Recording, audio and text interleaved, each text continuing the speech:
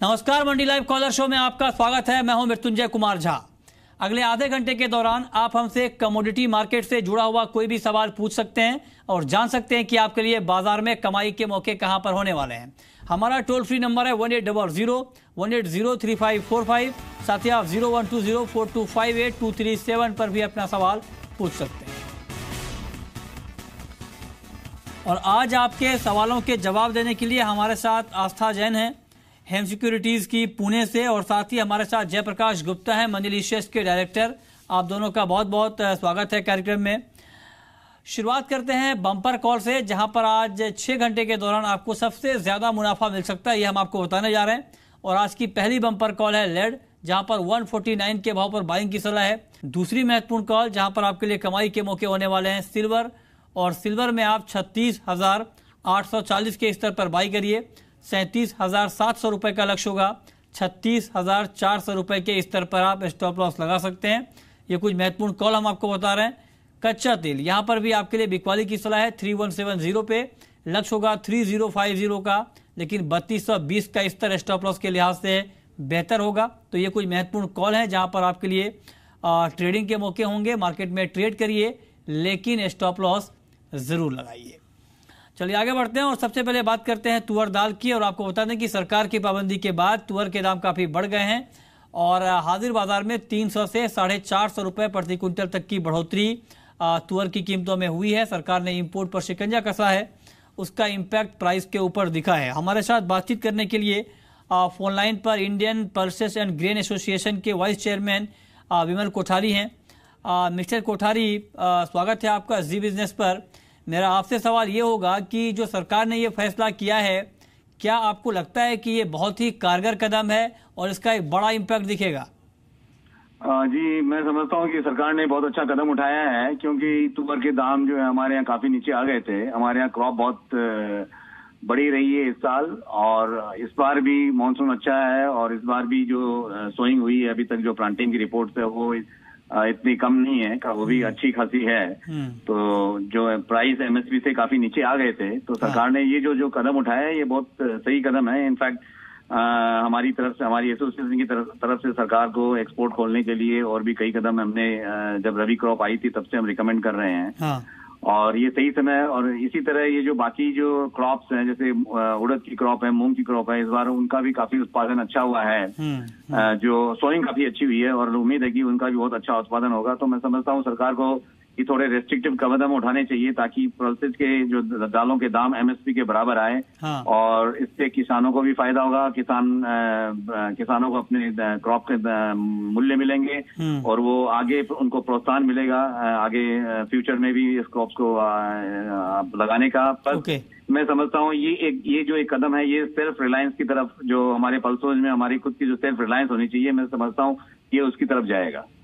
Okay, ये ठीक बात है। लेकिन दूसरी महत्वपूर्ण बात ये है विमल कोठारी, कि जैसा कि आपने कहा कि जो आपका एसोसिएशन है उसने लिखा है सरकार को कि एक्सपोर्ट को भी अलाउ किया जाए, लेकिन आपको नहीं लगता कि जो ये तमाम फैसले लिए जा रहे हैं इसमें थोड़ी देरी हो रही है? क्योंकि होता ये है कि जब इस तरह के मैं मानता हूँ इसमें सरकार ने थोड़ी देरी हुई है। ये कदम जैसे एक्सपोर्ट के लिए, रबी क्रॉप में उत्पादन बहुत अच्छा हुआ था और उसी समय हमने सरकार का रिकमेंड किया था एक्सपोर्ट किया जाए, लेकिन इसमें डिसीजन में काफी टाइम लग रहा है और अभी तक ये हुआ नहीं है। तो मैं समझता हूँ इसके पीछे सरकार की एक मजबूरी भी है। ये बात आपकी ठीक है, लेकिन जो आपने कहा कि थोड़ी देरी हुई है, सरकार के सामने एक चुनौती और होती है, कंज्यूमर को एड्रेस करना होता है। और जब दाम बढ़ने लगते हैं तो सरकार के सामने चुनौती और बढ़ जाती है। 2015 में जब दाल की किल्लत हुई थी, सरकार ने इंपोर्ट का फैसला किया था, तो उसके बाद बड़े पैमाने पर दाल में गोलमाल करने की कोशिश भी हुई और ये भी सरकार के सामने था कि किस तरह से इसको मैनिपुलेट किया गया। तो सरकार को इन दोनों चीजों को देखना होता है। तो आपको लगता है कि इसके अलावा भी कुछ ऐसे कदम होने चाहिए ताकि सरकार के फैसले का एडवर्स इम्पैक्ट ना हो? नहीं, मैं मानता हूँ आप जो कह रहे हैं ठीक है, लेकिन इसीलिए ये है कि सही समय पर सही फैसला किया जाए और समय रहते हुए अगर वो फैसला आए तो उस फैसले का जो रिजल्ट है वो बहुत अच्छा होगा।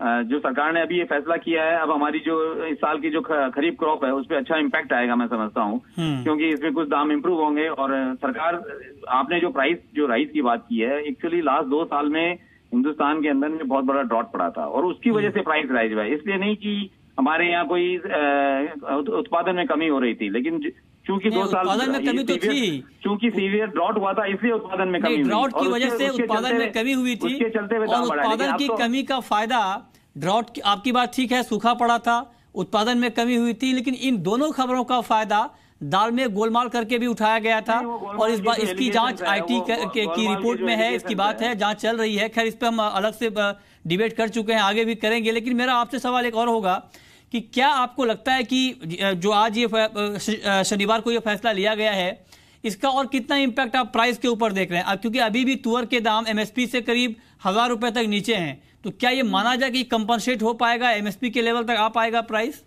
देखिए, ये तो अभी सामने डिमांड और सप्लाई, हालांकि अभी सामने फेस्टिवल्स का पीरियड है, डिमांड अच्छी रहेगी, तो मैं समझता हूँ कि दाम कम नहीं होंगे, दाम कुछ बढ़ेंगे ही, और धीरे धीरे प्राइस एमएसपी की तरफ बढ़नी चाहिए। और सरकार इसको एक वॉच करते रहना चाहिए कि प्राइस एमएसपी के ऊपर भी नहीं जाए, क्योंकि उससे फिर कंज्यूमर इफेक्ट होना शुरू हो जाएगा। तो ये एक बैलेंसिंग एक्ट है, और हम भी सरकार को टाइम टू टाइम हम इसमें रिकमेंड करते जाएंगे कि कब से कब ये कदम उठाना चाहिए। ठीक बात है। चलिए, बहुत बहुत शुक्रिया मिस्टर कोठारी आपका हमसे जुड़ने के लिए, इस खबर पर अपनी राय रखने के लिए। चलिए आगे बढ़ते हैं, अब शुरू करेंगे सवाल जवाब का सिलसिला, और आप सवाल पूछिए और जानिए कि आपके लिए शाम के कारोबार में कहां पर कमाई के मौके होने वाले हैं। हमारा टोल फ्री नंबर आपको एक बार फिर से बता दें, हमारा टोल फ्री नंबर है 1800-180-3545। साथ ही आप 0120-4258-237 पर भी अपना सवाल पूछ सकते हैं।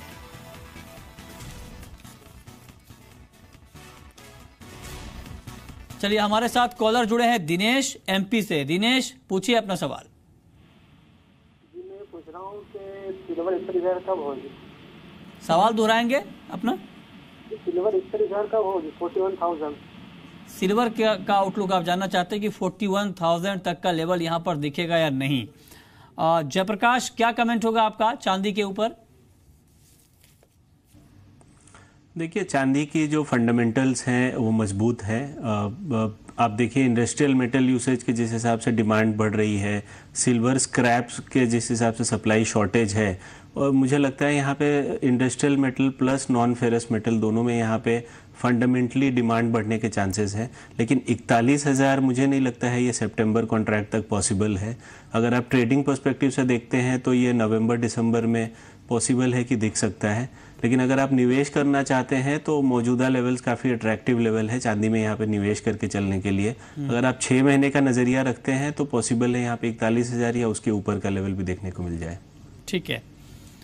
आस्था जैन, आपका व्यू क्या होगा आप गोल्ड को लेकर के, क्योंकि गोल्ड का मार्केट आज पूरे दिन दबाव में ट्रेड किया है, क्या गोल्ड में आगे भी आपको दबाव के ही संकेत दिख रहे हैं?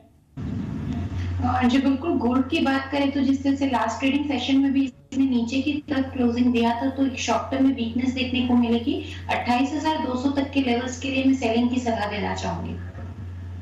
ठीक है। जयप्रकाश गुप्ता, आपका व्यू कच्चे तेल को लेकर क्या है? क्रूड का मार्केट दबाव में है क्योंकि ओपेक की तरफ से उत्पादन बढ़ने की खबरें आई हैं, एक्सपोर्ट में इजाफा हो रहा है, और अभी भी क्रूड करीब 10 रुपए करीब नीचे है, 3138 का लेवल है। कच्चे तेल पर किस तरह का आउटलुक आप रख रहे हैं? देखिए, मुझे नहीं लगता है कि ये $51 का जो नाइमेक्स का एक अपर साइड रेजिस्टेंस है वो इतनी जल्दी ब्रेक कर पाएगा। 43 से 51 ये जो बैंड चल रहा है मुझे लगता है आगे भी कायम रह सकता है, लेकिन आगे चल के यहाँ पे दबाव के चांसेस ज़्यादा हैं, क्योंकि ओपेक नॉन ओपेक मेंबर की जो मेंबर्स की बैठक हुई थी उसके बाद भी अब यहाँ सबसे बड़ा जो 2 मुद्दे हैं वो एक है कंप्लायंस को लेके, जो प्रोडक्शन कट पे जो कंप्लायंस यहाँ पे उस पर एक बहुत कॉन्फिडेंस नहीं देखा जा रहा है।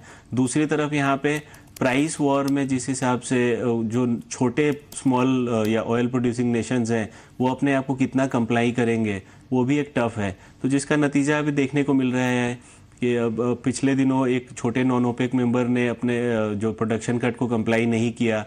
अब यूएस से जिस हिसाब से एक्सपोर्ट्स के नंबर बढ़ रहे हैं वो भी, या रशिया से जो प्रोडक्शन नंबर्स बढ़ रहे हैं, ये दर्शाता है कि यहाँ पे अनलेस कोई जियोपॉलिटिकल टेंशन निकल के नहीं आए, प्राइसेस में प्रेशर दबाव रह सकता है और फिर से $44 का लेवल नाइमेक्स में देखने को मिल सकता है। ठीक है, और आगे बढ़ते हैं। हमारे साथ अगले कॉलर अजय हैं राजस्थान से। अजय, पूछिए अपना सवाल। संजय सर नमस्कार सर। नमस्कार, पूछिए। सर पहली बात तो मैं आपके चैनल को बहुत बहुत धन्यवाद देना चाहता हूँ, इससे काफी मुनाफा कमा लेता हूँ आपका चैनल देख के सर। चलिए, बहुत बहुत शुक्रिया आपका, आप देखते रहिए मंडी लाइव। सर जी अगर अमेरिका में रेट बढ़ते हैं तो मेटल मार्केट कहाँ जाएगा और करंट रेट पे करना चाहिए? ठीक है, अच्छा सवाल आपने पूछा है कि अगर इंटरेस्ट रेट यूएस में बढ़ता है तो क्या इम्पैक्ट होगा मेटल मार्केट पे, और ऐसे में कॉपर में किस तरह का कारोबार करना चाहिए, ये आप जानना चाहते हैं। क्या आउटलुक है आपका जयप्रकाश? देखिए, इंटरेस्ट रेट अगर बढ़ता है तो ये यूएस में ये दर्शाता है कि इकोनॉमी ऑन ट्रैक है। तो इकोनॉमी ऑन ट्रैक है तो जो भी इकोनॉमी रिलेटेड मेटल्स हैं उसमें एक बढ़ोतरी देखने को मिलती है जिसके प्राइसेस में।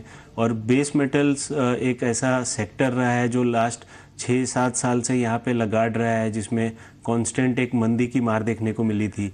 पिछले 1-1.5 साल से यहाँ पे एक पॉजिटिव रुझान है और बुल रन के संकेत देखे जा रहे हैं। तो यूएस में इंटरेस्ट रेट अगर आगे बढ़ता है, इकोनॉमी में सुधार होता है, तो ये दोहरा फायदा होगा बेस मेटल्स के लिए, और बेस मेटल्स में खरीदारी करके चलना चाहिए। ओके, ठीक है। अगले कॉलर हमारे साथ सुरेंद्र शर्मा हैं गंगानगर से। पूछिए शर्मा जी। हाँ जी सर, नमस्कार। नमस्कार, सर पूछिए। इस हफ्ते में ग्वार ज्यादा से ज्यादा कितनी तेजी तक आ सकता है? हाँ, ग्वार। ठीक है। आस्था जैन, ग्वार में इस हफ्ते का आउटलुक क्या है आपका ऑफ साइड में? इस हफ्ते की बात करें तो 3850 से लेके 3900 तक के लेवल्स अपसाइड में, उससे ज्यादा यहाँ पे एक बार लगता नहीं है, क्योंकि आज भी देखा जाए तो ऊपरी स्रोत से एक हमें बिकवाली देखने को मिली है, शॉर्ट टर्म में वीकनेस लगती है, बट अपसाइड की बात करें 3850 से ज्यादा यहाँ पे देखने को नहीं मिलना चाहिए। ओके, सवाल जवाब जारी है। हम लगातार दर्शकों के सवालों के जवाब दे रहे हैं और बता रहे हैं कि आपके लिए कमोडिटी मार्केट में कमाई के मौके कहां पर होने वाले हैं। आगे बढ़ते हैं और अब बात करते हैं कुछ और काउंटर की, बात करते हैं चने की। और जिस तरह से तुअर के ऊपर, इंपोर्ट के ऊपर पाबंदी लगाई गई, उसका एक बड़ा सेंटिमेंटल इम्पैक्ट आज चने की कीमतों पर देखने को मिला है दिन के कारोबार में, लेकिन उसके बाद मार्केट करेक्ट भी हुआ है। चना वायदा को लेकर के आस्था जैन, अब आपका आउटलुक क्या है? चने की बात करें तो बेसिकली इंपोर्ट्स पे जो बैन लगा है तुअर दाल का, उसकी वजह से प्राइसेस में इजाफा देखने को मिला है। वहीं हम प्रोडक्शन की भी बात करें तो मार्केट यहाँ पे मान के चल रहा है कि 90 लाख टन का इस साल का प्रोडक्शन हुआ है, और आने वाले सीजन में यानी कि अक्टूबर नवंबर में जो इसकी फर्दर सोइंग होगी उस पे जाके अब काफी कुछ डिपेंडेंट रहेगा। लेकिन हाल फिलहाल में फिजिकल मार्केट में क्योंकि काफी अच्छी यहाँ पे डिमांड निकल के आ रही है, सामने फेस्टिव सीजन भी है, उसकी वजह से प्राइस में हमें फर्दर बढ़ोतरी देखने को मिलेगी। 5400 से लेके 5500 तक के लेवल्स हमें मीडियम टू लॉन्ग टर्म में देखने को मिल सकते हैं, लेकिन 5000 का काफी इंपॉर्टेंट सपोर्ट है, तो 5000 के सपोर्ट के साथ यहाँ पे प्राइसेस में एक बाइंग किया जा सकता है 5400 से लेके 5500 के टारगेट्स के लिए। ओके, ठीक है। अगले कॉलर हमारे साथ भरत भाई हैं गुजरात से। पूछिए। हेलो सर जी, पूछें। हाँ सर, मैं जानना चाहता हूँ, मैं फार्मर हूँ। हाँ, पूछिए। हाँ, मेरे पास कैस्टर पड़ा है, तो मैं जानना चाहता हूँ आगे की पोजीशन क्या होगी सर? कैस्टर का स्टॉक है आपके पास, आप आगे की पोजीशन जानना चाहते हैं। कैस्टर को लेकर के आस्था जैन क्या व्यू है आपका? बेसिकली कैस्टर की बात करें, इनके पास पोजीशन है, मैं इन्हें बोलूंगी थोड़ा बहुत इसको हल्का यहाँ पे कर सकते हैं, प्रॉफिट बुकिंग कर सकते हैं। आज हमने तेजी इस काउंटर में देखी है, लेकिन थोड़ा मीडियम टर्म और लॉन्ग टर्म व्यू अभी भी थोड़ा वीकनेस का बना हुआ है, इसलिए यहाँ पे कोई भी तेजी आती है तो पार्शियली प्रॉफिट बुक करने की सलाह मैं इनको देना चाहूंगी। ओके, ठीक है, तो इस पर आप नजर रखिए। नेचुरल गैस के ऊपर जयप्रकाश, क्या कमेंट होगा आपका शाम के कारोबार के लिए? देखिए, प्राइसेस ऑलमोस्ट 180 के नीचे हैं, तो मुझे लगता है यहाँ पे 174 के आसपास एक अच्छा सपोर्ट बनता है, बिल्कुल शॉर्ट टर्म ट्रेडिंग पर्सपेक्टिव से। मौजूदा लेवल्स पे 178 के आसपास बाई करके चला जा सकता है। अगेन 174 का ही स्टॉप लॉस रखें। 185 से 188 का लेवल हो सकता है आज इवनिंग सेशन में देखने को मिले। ओके, ठीक है। अगले कॉलर हमारे साथ यशपाल हैं महाराष्ट्र से। पूछिए। आप सुन पा रहे हैं यशपाल? हेलो सर जी, पूछिए। सोया रिफाइंड ऑयल, सोया रिफाइंड ऊपर के बारे में, जी, सोया तेल के बारे में आप जानना चाहते हैं? क्या है? हाँ, 39.50 पैसा, 39.50 के ऊपर आपकी ट्रेडिंग है। आस्था जैन, क्या करना चाहिए इनको? अभी भाव से करीब 2 रुपए ऊपर है, क्या रुकना चाहिए इनको? हाँ, थोड़ा सा ये चाहे तो रुक सकते हैं। स्टॉप लॉस देना चाहूंगी, 630 का स्टॉप लॉस लगा लें अपनी पोजीशन पे और ये अपनी पोजीशन को यहाँ पे होल्ड करें। ओके, ठीक है। जयप्रकाश गुप्ता, आपका व्यू कॉपर के अलावा बाकी मेटल्स के ऊपर क्या होगा आज शाम के कारोबार में? अगले 6 घंटे में निकल, लेड, जिंक, इन तमाम काउंटर पर क्या व्यू है आपका? मुझे लगता है जिंक और एल्यूमिनियम अगर दोनों पे ध्यान दें तो यहाँ पे दोनों पे एक बुलिश रुझान है और प्राइसेस और बढ़ सकते हैं। जहाँ तक जिंक की बात है, पॉसिबिलिटी है 183 तक का लेवल देखने को मिले और एल्यूमिनियम में 125 तक का लेवल पॉसिबल है। हालांकि मार्केट्स थोड़े वॉलेटाइल हैं तो दोनों में 178 और 122.50 का स्टॉप लॉस ज़रूर लगाएं। ओके, ठीक है। तो जो भी ट्रेड करें आप मार्केट में, आपके लिए ज़रूरी है कि आप स्टॉप लॉस ज़रूर लगाएं। चलिए आगे बढ़ते हैं, बात करते हैं सोयाबीन की। और आज सोयाबीन की कीमतों में तेज़ी दिखी है इंट्राडे में। आस्था जैन, सोयाबीन को लेकर आपका क्या व्यू है?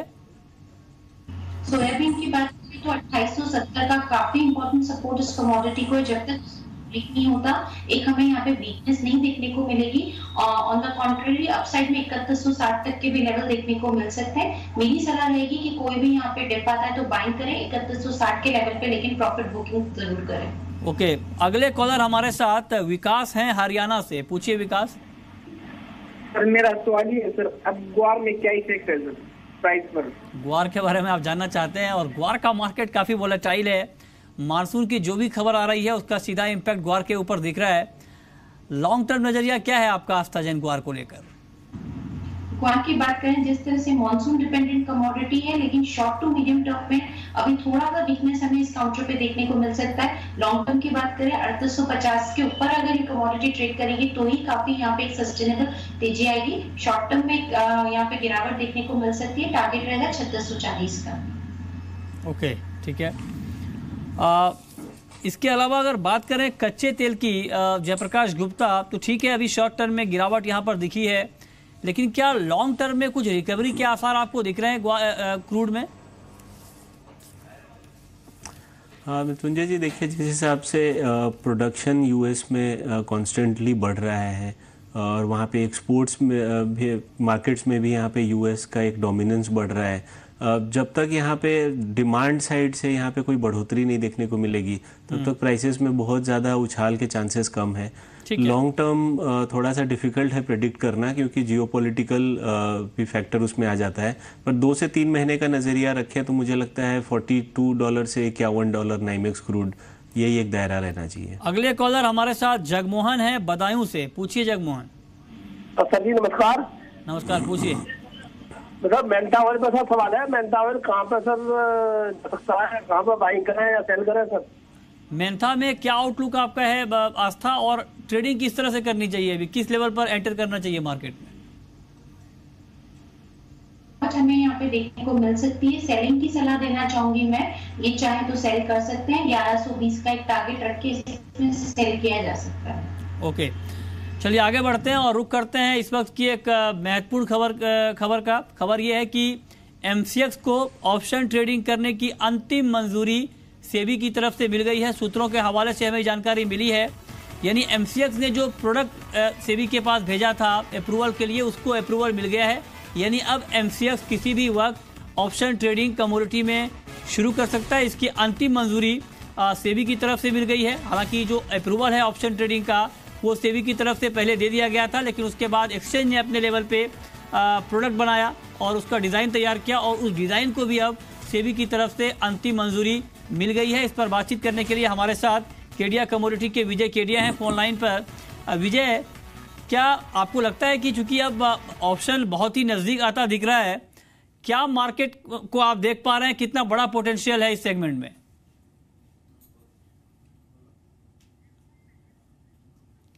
विजय केडिया, आपको आवाज आ रही है? लगता है इनसे हमारा संपर्क अभी नहीं हो पा रहा, लेकिन जयप्रकाश गुप्ता, क्या आप देख रहे हैं मार्केट में पोटेंशियल ऑप्शन ट्रेडिंग को लेकर? जी, एक बहुत ही अच्छा मूव है और वेलकम न्यूज़ है। जहाँ तक पोटेंशियल की बात है, मुझे लगता है इससे वॉल्यूम्स में बढ़ोतरी देखने को मिलेगी, लिक्विडिटी यहाँ पे लौटता हुआ नज़र आएगा। छोटे जिनको हेज भी करना है यहाँ पे, या छोटे ट्रेडर्स भी जो गोल्ड के साइज़ करीब 1 किलो जो 30 लाख का कॉन्ट्रैक्ट हो जाता था, उसमें जो पार्टिसिपेट नहीं कर पाते थे, उसमें एक लिमिटेड रिस्क के साथ यहाँ पे retail participation plus institutional participation भी बढ़ने की बहुत उम्मीद है। ओके, ठीक है। तो आप कह रहे हैं कि एक अच्छा सेगमेंट होगा और यहाँ पर अच्छी ग्रोथ देखने को मिलेगी ट्रेडिंग में। हमारे साथ बातचीत करने के लिए केडिया कमोडिटी के विजय केडिया भी जुड़े हैं फोन लाइन पर। विजय, स्वागत है आपका जी बिजनेस पर। कितनी बड़ी अपॉर्चुनिटी आप इस सेगमेंट में देख रहे हैं कमोडिटी मार्केट में? अगर ऑप्शंस आते हैं और तो इसमें कि बहुत ही बड़ा चेंजेस और ये गेम चेंजर प्लान मतलब प्रोडक्ट हो सकता है। अगर हम इक्विटी में देखते हैं तो ऑलमोस्ट फ्यूचर एंड ऑप्शंस का 80% जो बिजनेस होता है वो ऑप्शंस में ही होता है। हाँ। अगर कमोडिटीज में आते हैं तो डेफिनेटली ये सेम मुझे लग रहा है कि जो फीडबैक जो एट प्रेजेंट जो पास्ट डेटा जो हम लोग इक्विटीज में देख रहे हैं, सेम चीज यहाँ पे भी देखने को मिल सकती है हमको। तो ये जो कमोडिटीज के ब्रोकर है एंड जो बेसिकली जो इन्वेस्टर है जो हेजर्स है, उनके लिए बहुत ही एक अच्छा नया प्रोडक्ट साबित हो सकता है। ठीक है, चलिए बहुत बहुत शुक्रिया आपका विजय केडिया। और अब वक्त है रैपिड फायर राउंड का।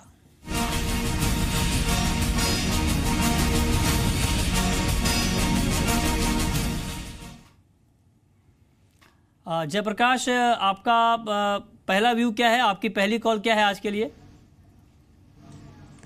नेचुरल गैस 178 के आसपास बाई किया जा सकता है, 174 के स्टॉप लॉस से, 183 से 185 का टारगेट। आपकी रैपिड फायर कॉल आस्था जैन? एल्यूमिनियम में बाइंग की सलाह रहेगी 124 से 125 के टारगेट्स के लिए। आपकी आखिरी कॉल जयप्रकाश? अगेन एल्यूमिनियम रहेगी यहाँ पे, उसमें बाई करके चला जा सकता है 125 के टारगेट के लिए। ठीक है, बहुत बहुत शुक्रिया जयप्रकाश गुप्ता आपका और आस्था जैन आपका भी हमसे जुड़ने के लिए और बताने के लिए कि कमोडिटी मार्केट में कहाँ पर कमाई के मौके होने वाले हैं।